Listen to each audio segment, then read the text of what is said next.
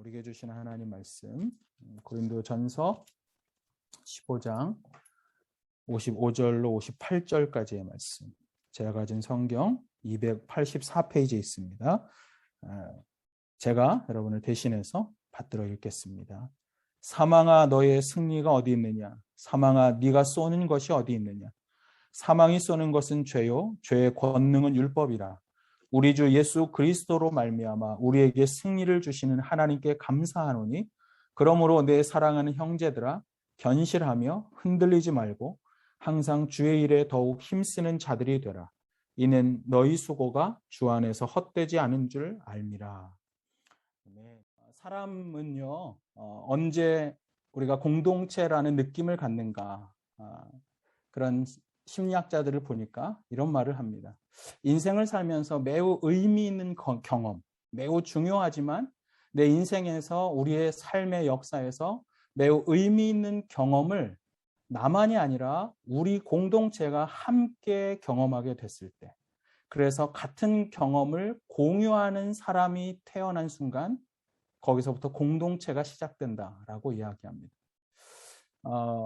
여러분, 세상에 어느 곳에 가서나 이 노래를 들으면, 우리가 그리고 이 노래를 하는 사람을 만나면, 아, 저 사람 한국 사람이구나 라고 생각할 수 있는 노래가 있습니다. 그리고 이 노래를 들으면 자연스럽게 사람들은 한국, 대한민국을 생각하게 하는 노래가 있습니다. 뭘까요? 애국가 아닙니다. 네. 아리랑입니다. 아리랑. 여러분, 아리랑을 그래서 오늘날 많은 지구촌에 흩어져 있는 많은 한국인들은 이렇게 말해요. 한국인들의 디아스포라 노래, 그게 아리랑이라고 말해요. 제가 우리 아리랑 노래 아세요? 아리랑 아리랑 아라리요, 아리랑 고개를 넘어간다. 나를 버리고 가시는 님은 십리도 못 가서 발병난다. 어떤 한국학 교수님이 한글을 외국인들에게 가르치면서 이 아리랑 가사를 처음 부르게 한 적이 있습니다. 여러분, 우리나라의 한글이라는 이 언어는 읽기가 좋고 쓰기 좋은 언어죠. 외국인들이요 30분 만에 한글을 읽고 쓸 수가 있게 되더라고요. 근데 그때 이 교수님이 처음 보여준, 그래서 한번 읽어보라고 가르쳐주고 소개한 노래가 아리랑이었습니다.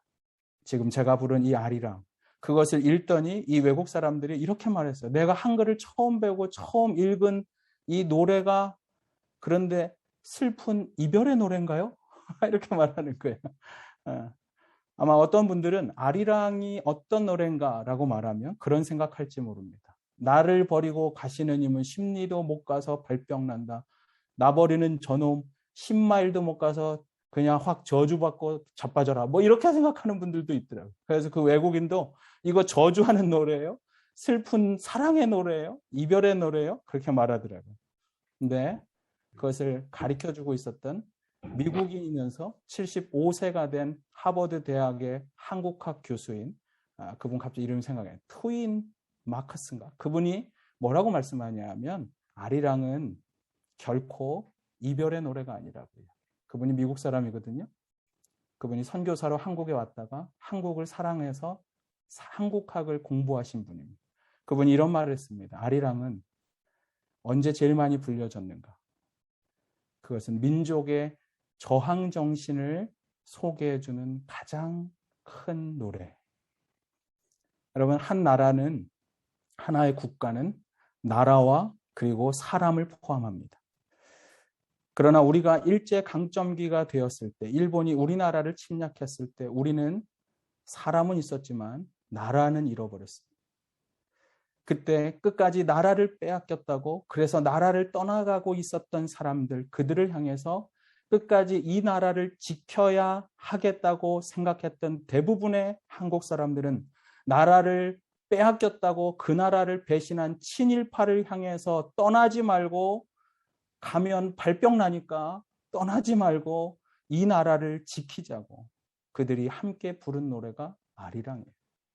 아리랑이 제일 많이 불려진 때는 그래서 일제강점기에 나라를 빼앗겼던 우리나라 사람들이 일본말을 하나도 하지 못했지만 일본을 향한 저항의 노래로서 나라를 빼앗긴 아픔과 그것을 향해서 친일파가 되어져 가고 있는 많은 사람들을 향해서 아니라고, 나라를 지켜야 한다고 우리 민족의 아픔을 이야기하며 불렀던 노래, 저항 정신을 가지고 불렀던 노래. 일본 사람들은 무식하게도 사랑 노래나 이별 노래나 부르고 있는 조선이라고 비웃었지만 우리는 그들이 알 수 없는 노래를 부르며 오히려 민족에 대한 저항심으로 독립을 꿈꿀 수 있었던 노래, 그 노래가 아리랑이라는 사실. 그래서 여러분, 중앙아시아에 그때 당시에 강제 이주를 당해서 카자흐스탄이나 크지로르다 이런 데 가면, 최근에 홍범도 장군이 유해가 돌아왔습니다만 그곳에 간첩으로 오인되어서 소비에트가 멸망할 때 간도에 살았던 사람들이 열차를 타고 중앙아시아에 강제로 끌려갔습니다. 그곳의 사람들을 우리는 까레이스키라고 말해요. 한국 사람들, 조선족, 고려족, 고려인들. 그들은 동일하게 아리랑을 부릅니다. 한국말을 전혀 못하지만 아리랑을 부르는 중앙아시아의 사람들을 보면서, 그 고려인을 보면서 우리는 한민족인 것을 느낍니다. 흩어져 있었지만 일본에서 나라가 둘로 나뉘어지기 전부터 일본에서 강제 노역에 끌려갔던 조센징이라는 우리의 어른들도 아리랑을 불렀습니다. 하와이에서 불렀습니다. 곳곳에 흩어져서 우리나라를 그리워하며 아리랑을 불렀습니다.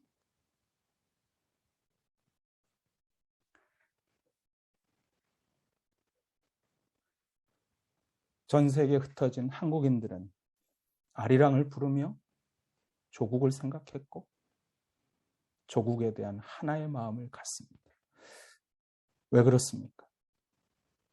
온 공동체가 함께 힘든 우리의 역사를 경험했고, 나라를 빼앗기는 서름의 역사지만 그것이 우리의 역사고 우리의 아픔이고, 그리고 그 속에 담겨진 우리의 저항과 그리고 부활케 하는, 다시 살게 하는 놀라운 우리의 함께하는 경험이 있었기 때문에, 여러분, 그래서 공동체 의식이 생기는 것입니다. 우리에게 의미 있는 특별한 사건이 있는 그 순간 함께 공유될 수밖에 없었던, 그래서 한국 전쟁을 겪은 사람들은 전쟁의 아픔을 아는 나라를 보면 함께 아파할 줄 알고 전쟁의 위협 앞에서 함께 기도할 줄 아는 공동체성을 갖는 것입니다. 여러분, 교회가 공동체라고 말합니다. 그렇다면 교회의 공동체는 언제 탄생했을까요? 특별한 의미를 갖는 어떤 역사적 사실 앞에서 그들이 함께 공유된 사건 속에서 한 마음을 품을 때만 비로소 공동체가 태어난다면, 여러분, 교회 공동체는 어떤 경험을 통해서 이 땅에 태어났을까요? 그것은 바로 죽음에서 다시 사신 부활하신 예수님을 만나는 공통된 경험을 통해서 이 땅의 교회는 시작되었습니다. 예수님이 처음 불렀던 그 제자들은 십자가에서 예수께서 달려서 돌아가시는 것을 볼 때 자신들의 목숨의 위험을 느끼고 죽을까 봐 두려워서 그들은 뿔뿔이 흩어져 갔습니다. 그러나 어느 한순간 그들은 다시 모여들기 시작했고, 그들은 다시 목숨을 내걸고 자신들이 부지하려고 했던 그 목숨을 오히려 내걸고 용기 있게 그리스도의 복음을 증거하는 사람들이 되어가고 있었습니다. 어느 순간 그들이 바뀌었나요? 바로 부활하신 예수님을 만난 그 순간이었습니다. 부활하신 예수를 만나는 이 놀라운 경험, 이 특별한 경험, 그 경험만이 제자들의 인생을 송두리째 바꿨고 그들의 생각을 바꿨고 그들의 삶을 바꾸며 복음을 위한 헌신하는 공동체로 그들을 새롭게 변화시켰다는 사실입니다. 저는 그런 의미에서 오늘날도 교회는 여전히 부활하신 예수 그리스도를 경험한, 그래서 그 예수님을 구주와 주님으로 영접한 사람들의 공동체가 바로 교회라고 생각합니다. 그렇습니다. 교회는 부활의 공동체인 것입니다. 그렇다면 우리는 다시 질문하지 않을 수가 없습니다. 과연 저와 여러분은 이 부활의 주님을 참으로 만나셨나요? 이 부활의 주님을 정말 만나셨다면 과연 오늘 우리의 인생은 과연 어떤 삶을 살아가고 있을까요? 초대교회에 부활의 주님을 만나면서 그들의 인생을 완전히 바꾼 놀라운 부활의 능력을 전하는 사람들이 우리 첫 번째 초대교회 교인이었다면 과연 오늘 우리는 어떤 삶을 살아가고 있습니까? 오늘 바울은 부활의 주님을 만난 그 사람들의 삶을 세 가지로 요약해서 우리에게 전해줍니다. 첫째로, 부활의 주님을 만난 사람은 감사하며 인생을 살아야 한다는 것입니다. 한번 따라해 볼까요? 감사하며 삽시다. 네.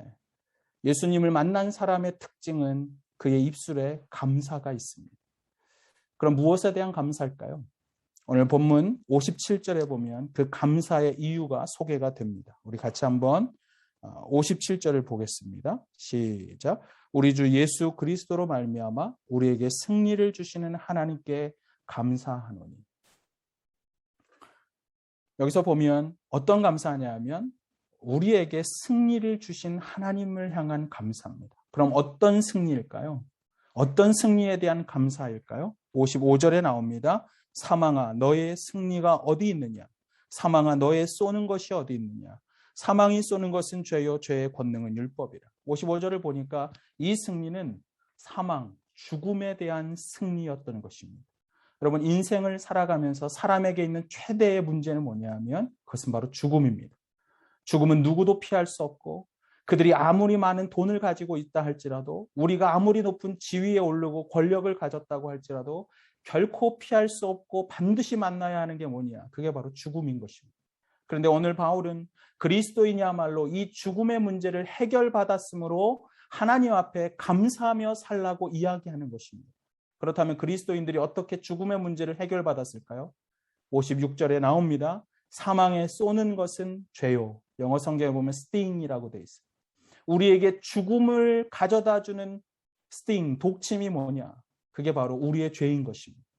우리의 죄 때문에 우리는 죽을 수밖에 없었고 우리는 사망 앞에 무릎 꿇는 존재로 살아가게 되었습니다. 그러나 로마서 4장 25절에 보면 예수는 우리가 범죄한 것 때문에 자신을 내어줌이 되었고 또한 우리를 의롭게 하기 위하여 살아나셨다라고 말해요. 죄로 인해서 죽을 수밖에 없었던 우리의 그 죄악을 용서하기 위하여 예수님이 십자가에서 자신을 내어주신 것입니다. 그러나 그분은 자신을 내어주는 죽음으로 끝낸 것이 아니라 그분은 그 죽음을 이기시고 무덤에서 다시 살아나셨습니다. 그분은 부활하셨습니다. 그래서 오늘 본문이 속한 고린도전서 15장에서 22절을 보면 사도 바울은 이런 놀라운 말을 합니다. 아담 안에서 모든 사람이 죽었던 것처럼 그리스도 안에서 모든 사람이 삶을 얻으리라. 여기서 말하는 거 이거예요. 죽었다는 것은 완전히 다른 삶으로 완전히 없어지고 폐기됐다는 거예요. 그러나 우리는 새로운 new life, 새로운 생명으로 새로운 삶을 new life, 이 삶을 살게 되었다는 것입니다. 그런데 누구 때문에? 그리스도 안에서. 그리스도 때문에. 우리가 예수 그리스도를 영접하고 그분 안에서 살면 우리는 죽음을 이기고 완전히 새로운 존재로 새로운 삶을 새롭게 살아가는 다시 살아난 존재가 된다는 것입니다. 그러므로 더 이상 우리는 죽음을 두려워할 필요가 없어요.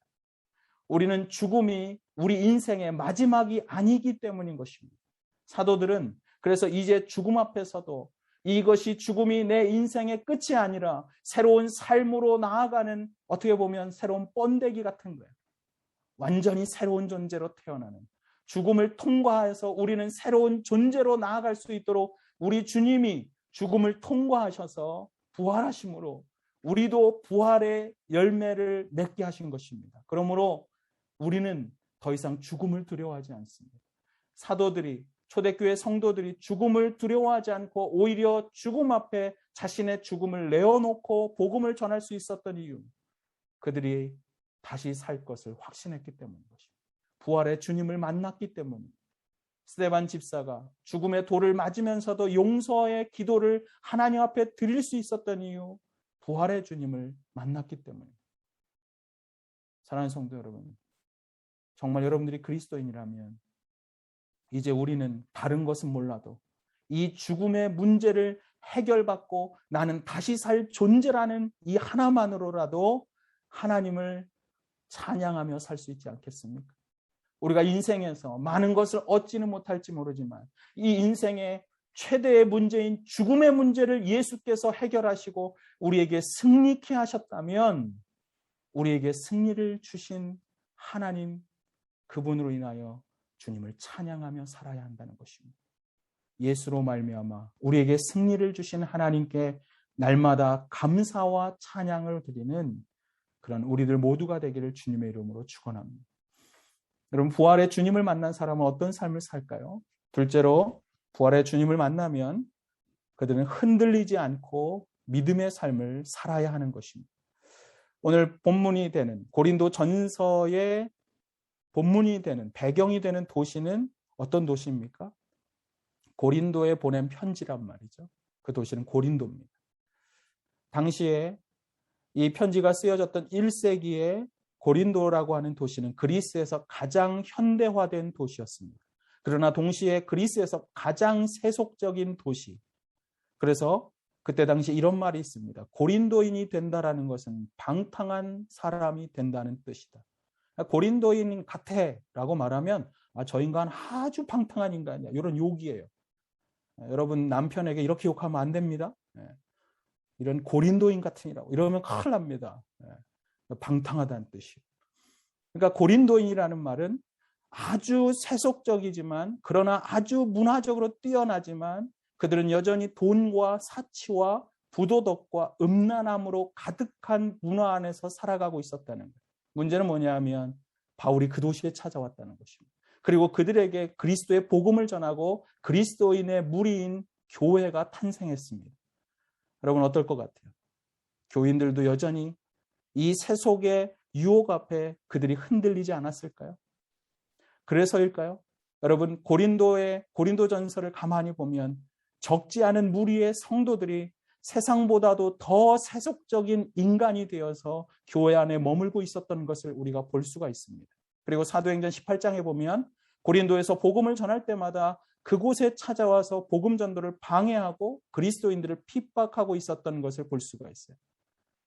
그래서 고린도 안에는 여러분 너무나도 타락한 그리스도인들이 많았어요. 고린도 교회 안에는 아버지의 어머니를 자신의 아내로 맞이하는, 이게 뭔지 저도 잘 모르겠어요.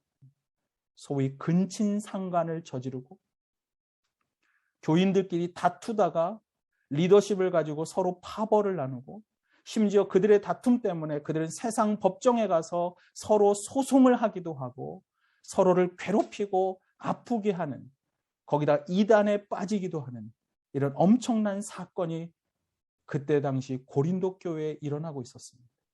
여러분 한번 생각해 보세요. 여러분이 개척한 교회가 이런 교회예요. 여러분이 그 교회 담임 목사면 이 교회 당장 해체하고 떠나고 싶지 않을까요? 여러분들이 그리스도인이라고 말했지만 그들이 세상에 있을 수도 없는 아버지의 아내, 아마도 재혼한 엄마인지 모르겠어요. 그 사람을 자기 아내처럼 만나서 성적으로 타락한 인간이 우리 교회에 나온다. 여러분 괜찮아요?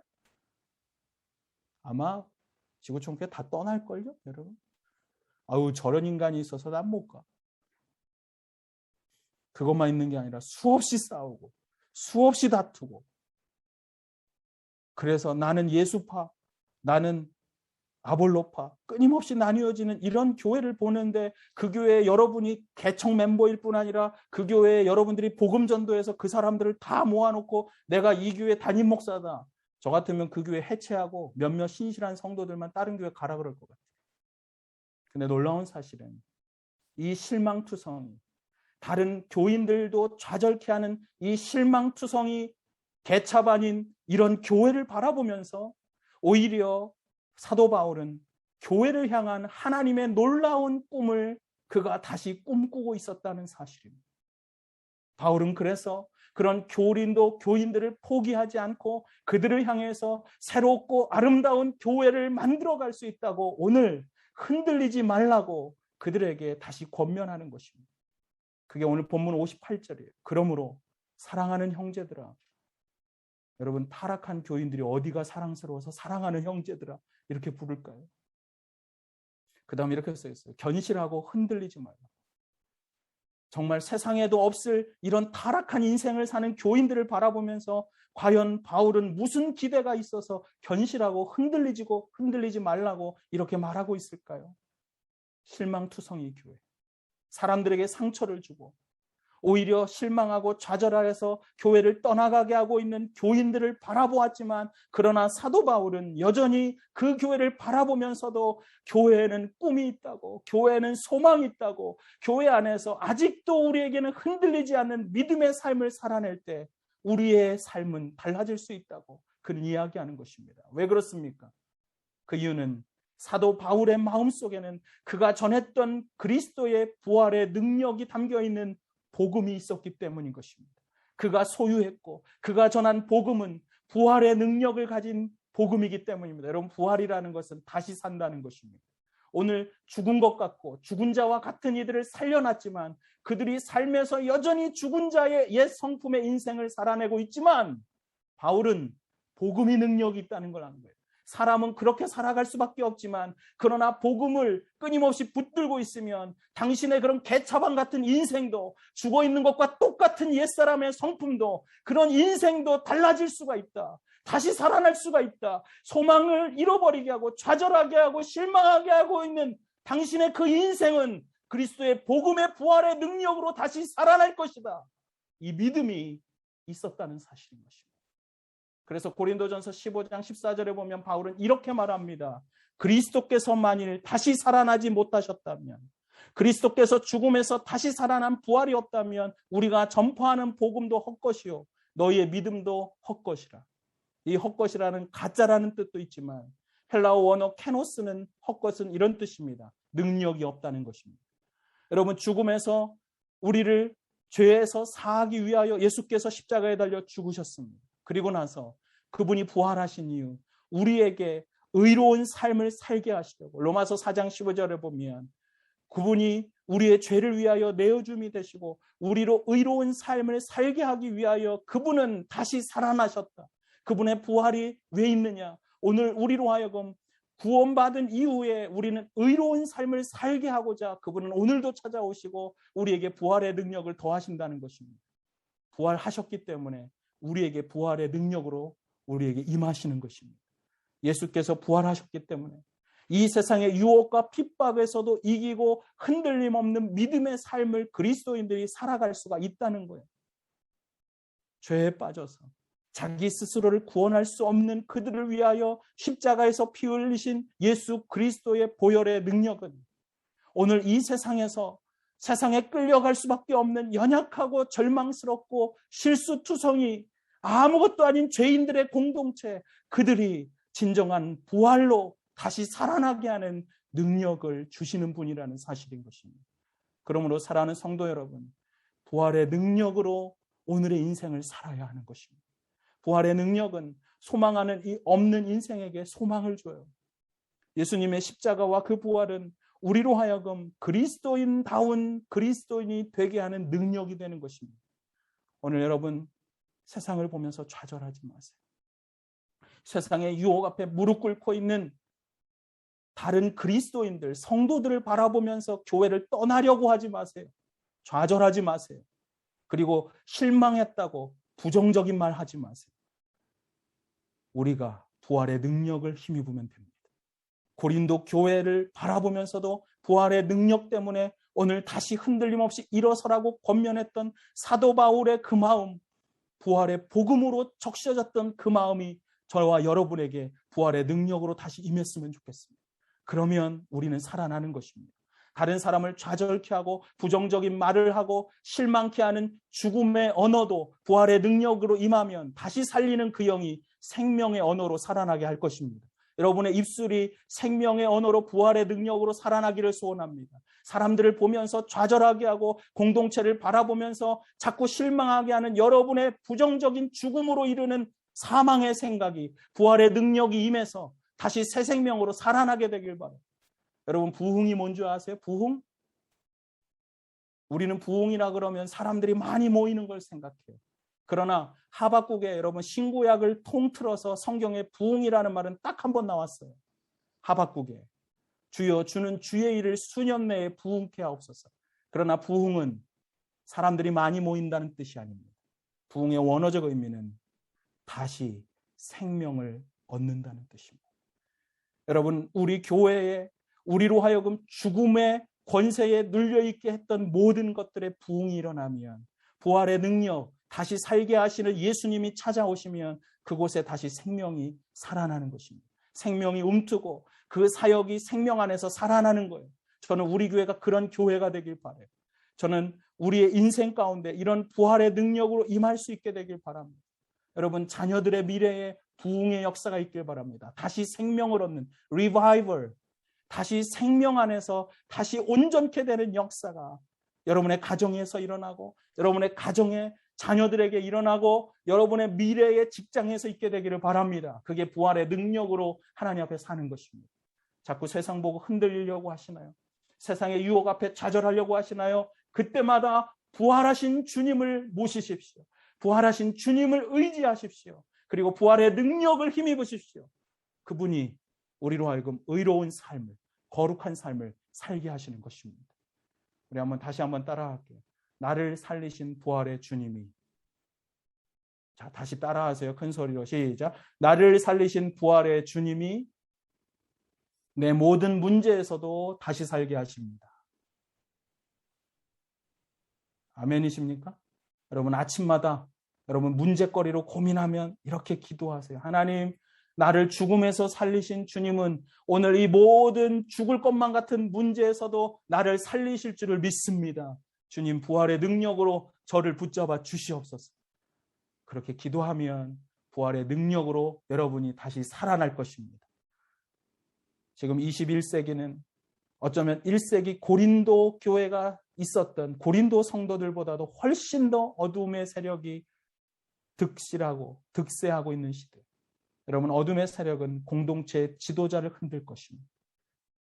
지도자가 흔들리면 나라 전체가 흔들립니다. 교회의 지도자가 흔들리면 교회가 흔들립니다. 가정의 지도자가 흔들리면 가정이 흔들리면 가정이 흔들립니다. 무엇보다 우리 그리스도인들이 흔들리지 말아야 합니다. 이 세상을 흔들기 위하여 사탄은 아직도 의로운 삶을 추구하는 마지막 세상의 보루인 그리스도인들을 흔들릴 것입니다. 그러나 그 속에서 우리 그리스도인들은 흔들리는 세상에서 부활의 능력으로 우리 가정을 살려내고 우리 사회를 살려내고 우리 교회를 살려내는 그런 세상의 부활을 가져오는 부활의 공동체가 되기를 주님의 이름으로 축원합니다. 우리가 어떻게 부활의 주님을 만난 인생으로 인생을 살아갈까요? 부활의 주님을 만난 사람은 마지막으로 이런 인생을 삽니다. 주님의 일에 더욱 힘쓰는 삶을 살아갑니다. 주님의 일에 더욱 힘쓰며 사는 것입니다. 바울은 이제 흔들리면서 사는 것보다 훨씬 더 적극적인 삶을 우리에게 권면해요. 그것이 뭐냐 하면 흔들리지 않는 정도가 아니라 주님의 일에 우리의 모든 에너지를 쏟아야 한다고 이야기합니다. 자, 58절 말씀 우리 같이 한번 읽어볼까요? 다시 시작. 그러므로 내 사랑하는 형제들아 견실하여 흔들리지 말고 항상 주의 일에 더욱 힘쓰는 자들이 되라. 이는 너희 수고가 주 안에서 헛되지 않은 줄 알미라. 자, 여기서 보면 항상 뭐에 더 힘쓰래요? 주님의 일에 더 힘쓰라 그래요. 자, 그렇다면 사도 바울이 말하고 있는 주님의 일은 무엇일까요? 그냥 교회 일을 다 주님의 일이라고 말할까요? 같은 고린도전서에 보면 사도 바울이 말한 주님의 일이 있습니다. 고린도전서 9장 1절에 보면 그는 짧은 구절 속에서 자신이 했던 주님의 일을 이렇게 소개합니다. 주 안에서 행한 나의 일이 바로 너희가 아니냐. 이 말이 굉장히 특별한 단어예요. 무슨 말이에요? 주님 안에서 주의 일을 했던 바울의 일이 뭐냐? 그게 바로 고린도 교회 성도들이 아닙니다. 바울이 추구했던 일, 바울이 복음을 전하고 양육하면서 그가 추구했던 주님의 일은 다름 아니라 하나님의 사람다운 사람을 세우는, 사람을 하나님의 사람으로 세우는 그 일, 성도가 되게 하는 그 일을 위하여 그는 헌신하고 있었던 것입니다. 오늘날 그리스도인들이 왜 사회에서 실망을 안겨주고 왜 사람들에게 신뢰를 잃어갈까요? 그 이유는 이거예요. 정말 하나님의 사람다운 하나님의 사람을 볼 수가 없기 때문에. 그동안 우리의 교회들이 기독교적인 가치관으로 무장된 참된 그리스도인들을 세우지 못한 결과가 오늘날 교회로 하여금 세상에 실망을 가져오게 한 것입니다. 교회는 나오기도 하고 집사 직분도 얻었고 교회에서 섬기기도 하고 때로는 장로가 되기도 했지만 그들의 삶을 가만히 들여다보면 그 속에는 세상과 동일한 정말 아름다운 그리스도의 가치관이 아닌 세상과 동일한 여전히 세속적이고 비성경적인 삶의 모습이 생각들이 그 안에 가득하다는 것입니다. 그런 의미에서 우리는 다시 이제라도 우리 교회는 교회의 본래의 미션으로 다시 돌아가야 하는 것입니다. 여러분 주일만 나오는 그리스도인이 되지 마십시오. 여러분 성경 공부를 제대로 하세요. 하나님을 말씀을 통해서 좀 알아가시고 그 하나님을 알게 하는 사람이 되십시오. 저는 우리 교회에 나오는 성도들이 좀 하나님을 깊이 경험했으면 좋겠어요. 말씀 가운데. 진리 되신 예수 그리스도를 아시고 그리고 그 진리를 증거하는 사람이 되었으면 좋겠어요. 여러분 목장교회에 소속하십시오. 성도들의 교제 안에서 나의 모난 성품이 그리스도 앞에서 깎이는 일을 경험해야 돼요. 여러분 목장교회 와서 나하고 안 맞는 저 인간하고 내가 왜 있어야 되나 이런 생각 하시죠? 여러분 그래도 계셔야 됩니다. 우리 주님이 여러분의 모난 성품을 깎으시느냐고 여러분이 아픈 거예요. 그거 아프다고 목장교회 안 나오면 안 돼요. 리거렌이 언젠가 그런 말을 했어요. 목적이 이끄는 삶이라는 책에서. 하나님 나라의 백성의 합당한 성품을 만들기 위하여 하나님은 당신 곁에 그 불편한 사람을 주셨다. 여러분 내 인생에 나의 하나님 닮지 못하고 모난 성품을 훈련하기 위하여 목장교회가 있어요. 그들이 여러분을 위해 기도하는 사람들이 있어요. 여러분을 위하여 한 사람을 그리스도인으로 온전히 세우기 위하여 오늘도 자신의 시간을 들이고 에너지를 쏟고 기도하고 눈물 흘리는 목자들이 있어요. 그들과 함께 교제해야 하지 않겠습니까? 하나님 안에서. 다른 무엇보다 여러분 한 사람의 영혼을 섬기는 사람이 되십시오. 여러분 교회에 와서 맨날 예배만 달랑 드리고 가는 사람 되지 마세요. 누군가를 섬길 줄 알아야 돼요. 여러분들이 한 영혼이 그리스도인을 닮아가는 그 어려운 과정을 지켜보며 함께 짐을 지고 기도에 짐을 지고 눈물을 흘리고 그들과 함께 무릎 꿇으며 한 영혼을 그리스도의 사람이 되게 하는 일을 위하여 내 시간과 에너지와 모든 것을 드릴 수 있을 때 그때 비로소 우리는 섬기는 사람이지만 진정 그리스도를 닮은 사람이 되는 것입니다.